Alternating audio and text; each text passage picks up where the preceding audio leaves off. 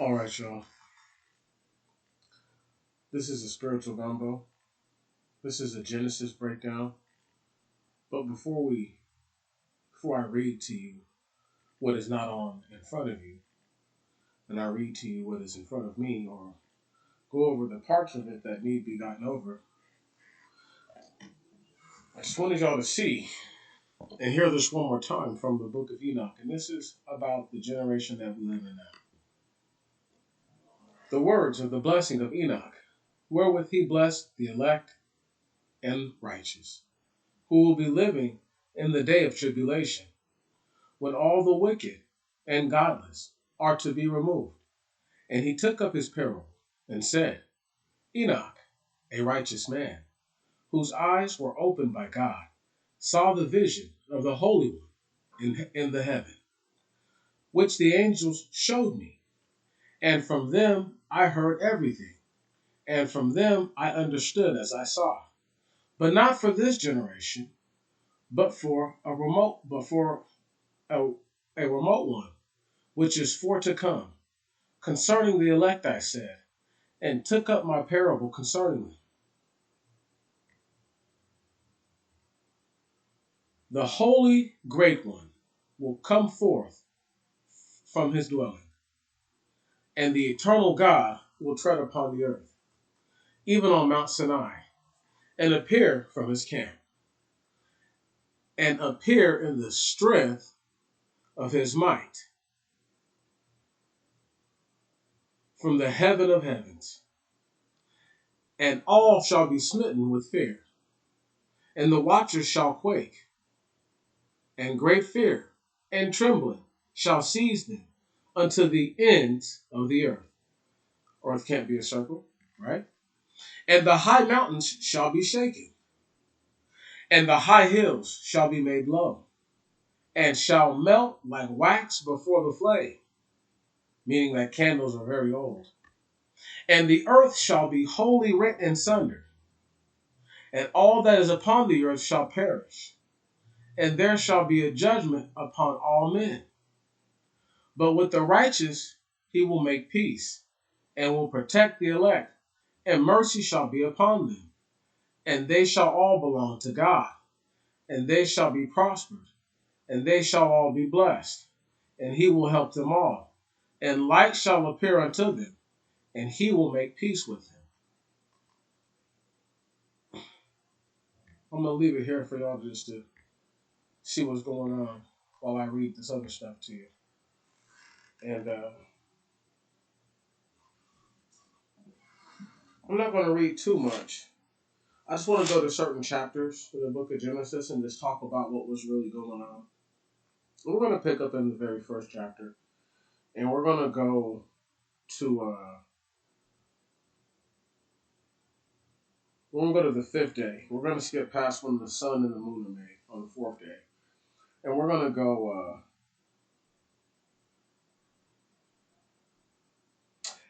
verse 20 of the first Genesis. And God said, "Let the waters bring forth reptiles, having life, and winged creatures, flying above the earth in the firmament of heaven." And it was so. And God made great whales, and every living reptile, which the water brings forth according to their kinds, and every creature that flies with the wings according to its kind. And God saw that they were good. Stop right there. Let me keep reading this last part, then I'm done. And God blessed them, saying, "Increase and multiply, and fill the waters in the seas, and let the creatures that fly be multiplied on the earth." And there was evening, and there was morning, the fifth day. Stop right there. So the first piece of life ever comes out of the water. Well, how does evolution work? But life coming out of the water. Oh, mysterious. And not all of a sudden there were land animals, but the first real land animals were creatures that could fly. And it doesn't dictate that they're all birds. Come on. Right? And let the creatures that fly be multiplied on the earth. It doesn't say birds. If it meant birds, it would have said birds. Come on. People go like, well, that's a bat, and that's all these other. say that, but what else could it also be? It could be other things. Right. Like a pterodactyl, how like people think that they were, land-driven animals or they lived on high on perches. They could have easily been water-driven animals that lived by the cliffs, things like that. Whatever you think a pterodactyl really is, that's just the name that you're familiar with.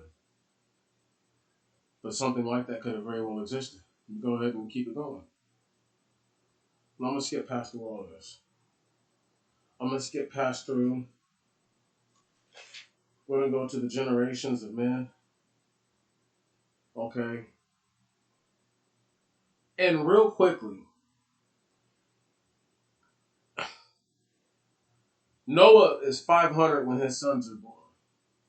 Okay. That's 500 years into the lives of a lot of these individuals. But some of them, I assume, maybe one or two, were actually still alive when the flood happened. And that's why their lives are cut short. So we don't know how long they might have lived. But that being said, let's just look at the fact that Lamech, right, lived 188 years and begot a son and called his name Noah. Stop right there.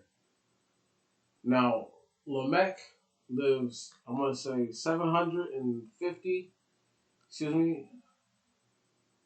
Now, let me see all the days of Lamech. And Lamech lived after begetting Noah 560 years and begot sons and daughters. And all the days of Lamech were 753 years, and he died. And that's that's the end of chapter 5. That's verse 31. Okay, why that's so important is because we need to understand that a lot of the people that were born had already died or were going to die in the flood. So their ages and who they are, I'm not going to say it doesn't matter, but if you read between the lines, if Noah is perfect in his generation, right, this means one thing. This means that Noah's siblings, if he had any, may have went to the left and to the right. He had uncles and aunties for sure who went to the left and to the right, so on and so forth. People who were living a very long time. Blood mixing with Gentiles and the likes way back then. It's just something to think about. Seeking after to do magic and the arts that were not taught to men, that men were striving to learn. The secrets of heaven, as it is spoken of.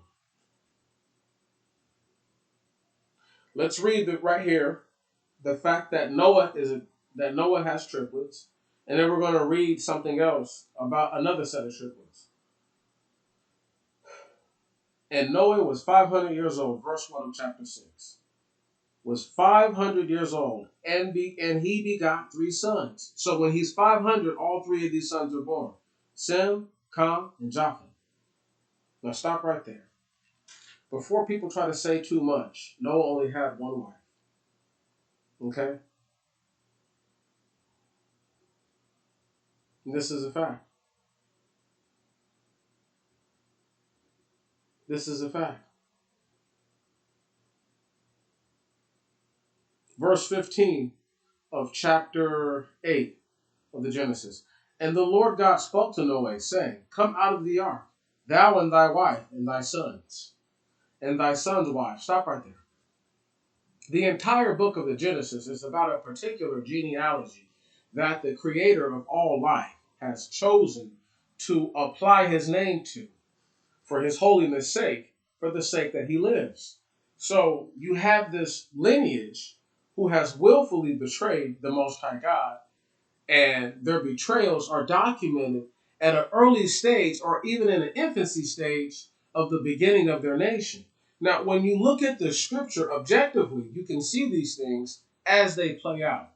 For example, when we skip forward and we go to chapter 14, I want to say. Yeah, chapter 14. This is after Abraham gets booted out of Egypt, right? Because he was doing way too much, letting Pharaoh be with his sister, and saying that his Sarah was his wife, but was also his sister through his father, through another mother. Having said that, Abraham is thrown out of Egypt, at this point, he and Lot both have so much that they can't live together anymore. Okay.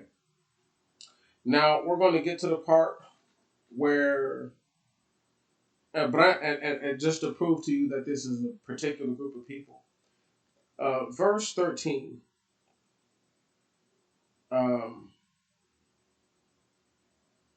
And one of them that had been rescued came and told Abraham, the Hebrew, or the passer. Some people would say it means son of Eber, but it could mean both easily, right? Depending on who is dictate to the translation and transliteration. Having said that, it says, and one of them that had been rescued, this is when the 4 kings went up against the 5, because they didn't want to pay anymore, or the 5 against the 4, however it is. And Lot goes out with the king of Sodom and gets captured in the cavalry, because he's a part of the cavalry. And one of them that had been rescued came and told Abraham the Hebrew, and he dwelt by the oak of Mamre, the Amorite, the brother of Eshcol, and the brother of Anun, who were confederates with Abraham. And Abraham, having heard that Lot, his nephew, had been taken captive, numbered his own home-born servants, 318, and pursued after them to Dan. Now, there's 2 ways that I could look at the term homeborn, and you could say either one applies. These are all the servants born in his home, bought of his own money, right? Or you could argue that these are all the servants that came with him out of the land in which he was born in, which is the land of the Chaldeans. So these would have been people who were with him when he was very, very young, and their children. Just understanding. So he girds up his loins and he goes out there. And this is pretty much, for all intents and purposes, a small, well-trained army. Abraham is blessed, so people want to be on his side. And he's the type of king that would kill you if you got outside of doing what you were supposed to do. But he never picked a fight that he couldn't win. He knew he couldn't beat the Egyptians, so he didn't try to fight against them. Let's go ahead and keep it pushing. This is about the chosen seed, though, right? A certain people. Lot is not of the chosen seed. Just because he's a Hebrew, I said all those things to get into this part. Just because you're a Hebrew does not mean you are chosen over the actual chosen root. The chosen root being that of a particular genealogy within that caste of people. Come on. See, nobody else is going to talk to you like this about the scripture because they don't understand it like this. So not only can I tell you that the people at one point had a particular and very specific phenotype or physical appearance that was only changed once a genetic structure or genotype was introduced to their genotype. And it changed all that was about them. So certain tribes went to being taller, some went to being lighter, some went to being darker, some went to having more facial hair, some went to having less facial hair. Still within the bounds of understanding that a beard is a beard. But I can only assume that coming out of Egypt, and we will briefly go into that because I don't want to take away from the points that I'm going to make here, And one of the points that I want to read was Jacob chooses the Most High God. Okay? And this is before he gets into the land of Syria, Mesopotamia. Now let me go ahead and read. Give me one moment. Here we are. This is verse 20 of chapter 28. Verse 20. And Jacob vowed a vow, saying, if the Lord God will be with me and guard me throughout on this journey on which I am going, and give me bread to eat and raiment to put on, and bring me back into the safety to the house of my father, then shall the Lord be for a God to me. Stop. Do you hear that? So the Most High God didn't start out being Jacob's God. But this also is a testament to when it's spoken on how when Jacob was in the wilderness, he didn't bow down to statues or anything like that. So this is just saying that the natural environment was full of idol worship. And whether people can understand this is something that I always tell y'all. There is no God worship known about until after the flood. And this is because of the spirits of the fallen that do not incur judgment, live forever on the earth. That being said, we must be able to accept that the creator of all things, yes, the creator chose a person and peoples throughout different lifetimes to attach himself to so that way his will would be done. Now, I've already told you what I believe to know these people to look like through the understanding of history, genetics, and how it all bears out in the end is always the same. Because when you actually know who nobody's going to say that they believe that somebody who is not as talented as another individual is greater than them. You see what I'm saying? This is why you have individuals who will say that this person in particular, like Mikhail Jordan, right, are the greatest that they ever seen to play a sport, while others may argue differently. Others may argue someone older from a different generation, from a different time, right? So whoever you think the best is based on some sort of skill, and you can't take that away from the natural people. And the natural people just have the abilities that everyone else does not have.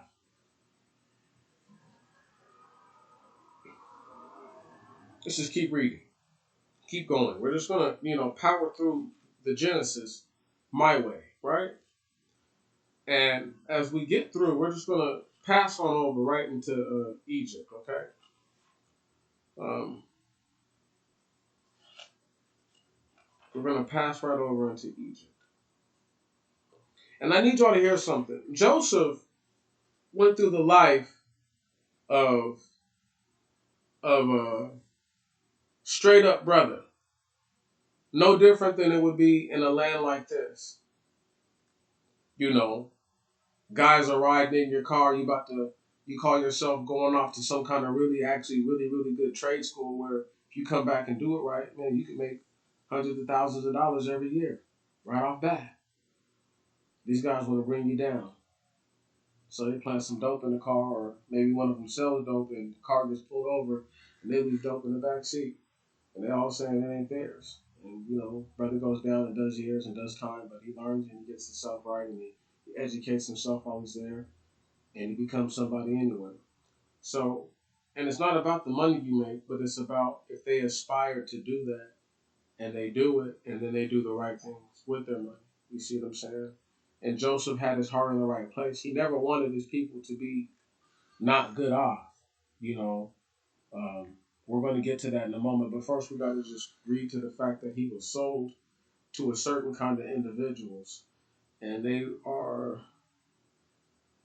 Ishmaelites, but they're considered Ishmaelitish. I need you to hear this right here.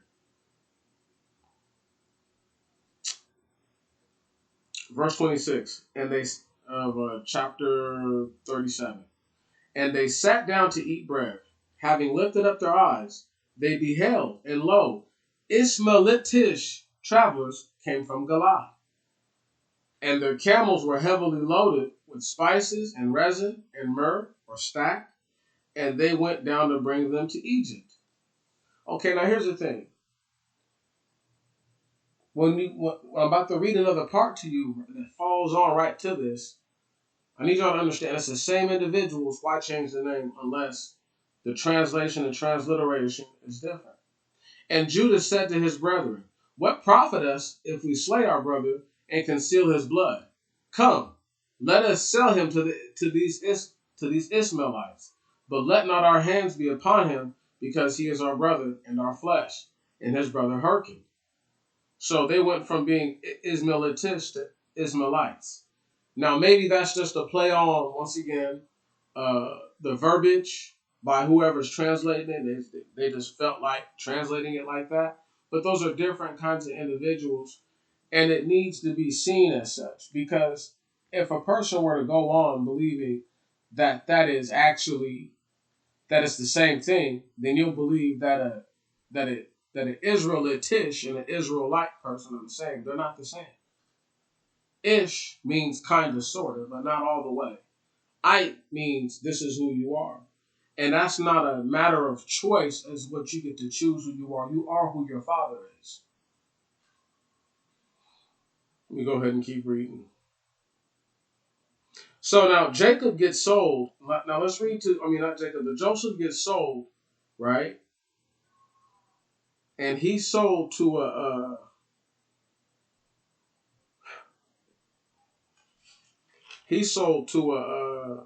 eunuch, right?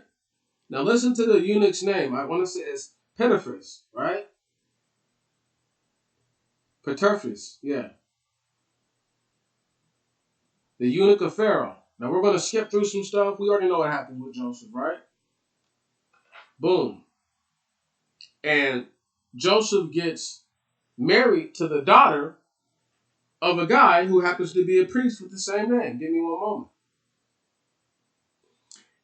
Verse 50 of chapter 41. And to Joseph were born two sons.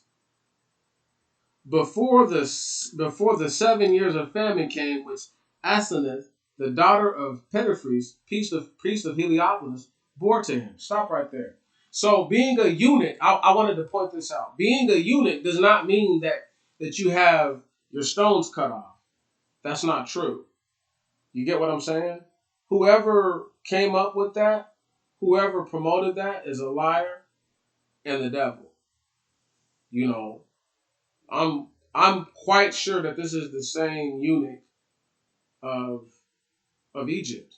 You know, Pharaoh's eunuch. I'm sure that this is the same guy who had a wife, and because of his wife, he was thrown into prison in the first place. Listen to what I'm saying, y'all. This guy let him marry his daughter after the fact. You see what I'm saying? You know, that's how you kind of like try to mend the fences and that cool. But also, just because of the status that Joseph received, it may have been made mandate. But I just wanted y'all to understand that there's things that they're trying to push off onto us that don't make sense. Realizing this, half of the Ephraim and Manasseh are both half Egyptian. They go on to have children with Semitic women and breed their bloodline back in, so to speak. But they always have a home in Egypt, like certain people from the tribe of Judah. But certainly uh, the Ephrathites, and I can't think of the children of Manasseh's name, but still, um, that's how that's rolling, right? Now,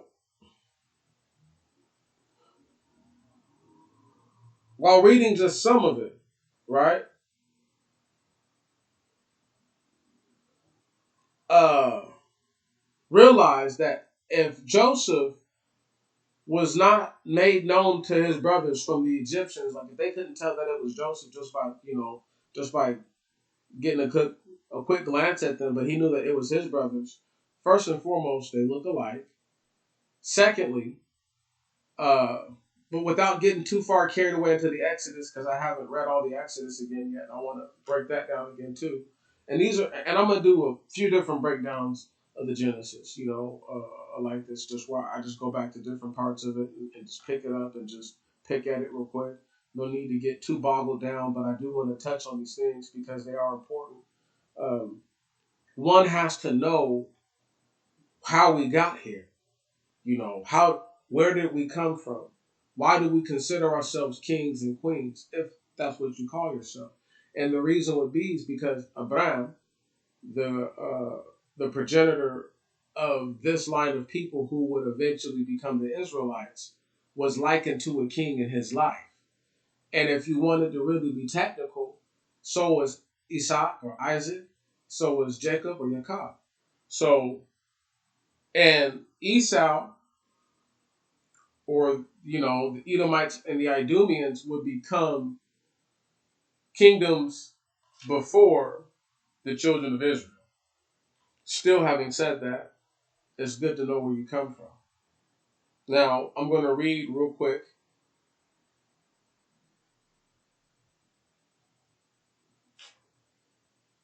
I'm going to read real quick.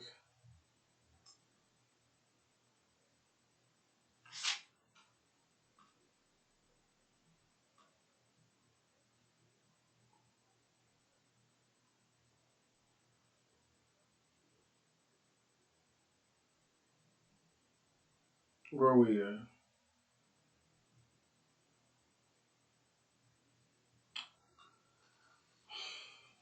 Where's Joseph at? I got to see where he reveals himself real quick. Give me 1 second.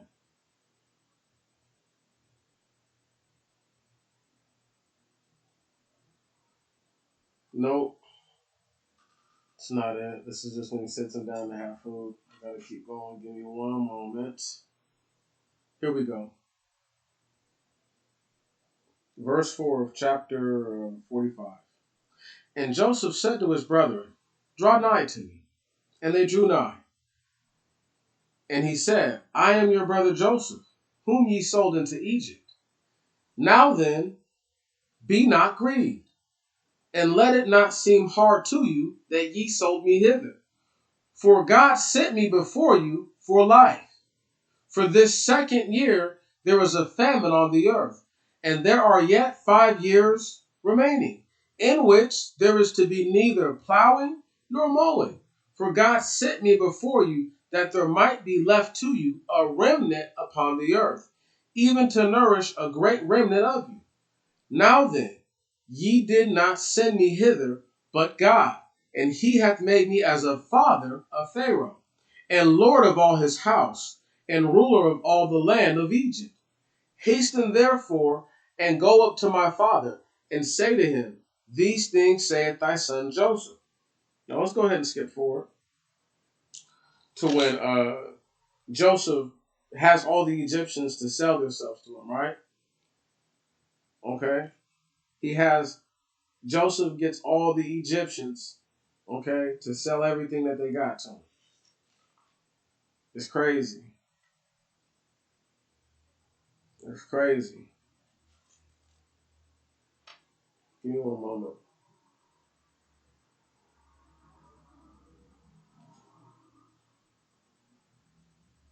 Verse 20 of chapter 47.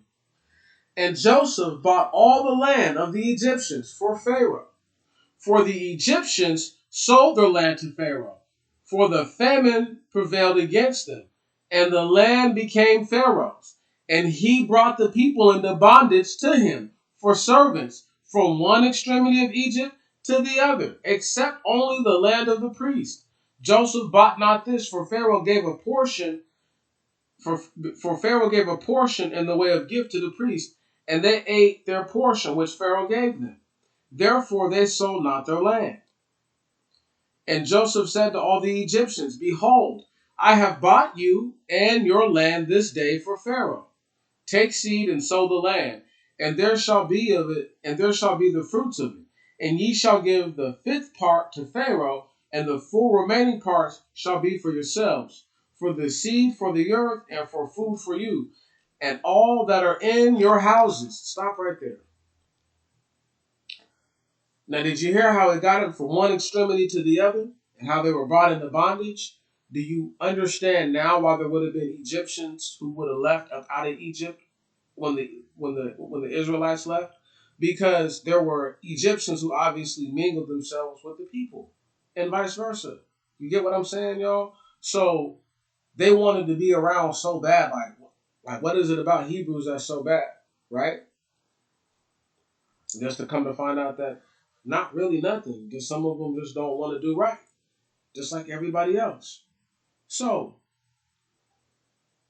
you got these cats who were literally, these individuals, these people, some of them not all the way people, who are now being forced into bondage, who are actually in hard bondage with your people too.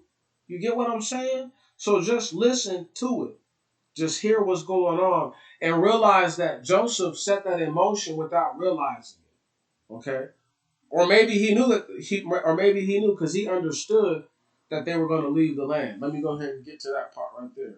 There's some stuff I wanted to get to, y'all. Okay, I got to read this real quick. Jacob is blessing Joseph and his brothers, right? And he says to him, he says to Joseph, and I give thee Sycamore, a select portion above thy brethren, which I took out of the hand of the Amorites with my sword and bow. Now listen, man, we know he's not talking metaphorical. He meant that. Just because it's not written down here and it wasn't chronicled for us to know about, like right off that, it doesn't mean that it didn't happen, and it doesn't mean that it's not one of the things that took place. You get what I'm saying? In his life.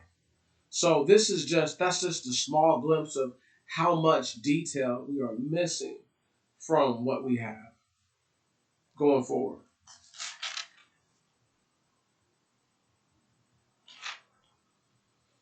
So Joseph says to his brothers, right?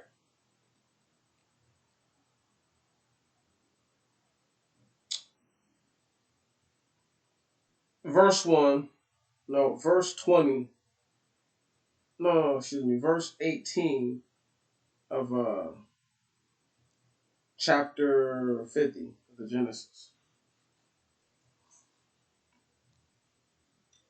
And they came to him and said, we, these persons, are thy servants. And Joseph said to them, fear not, for I am God's. Ye took counsel against me for evil, but God took counsel for good, for me for good. That the matter might be as it is today, and much people might be fed.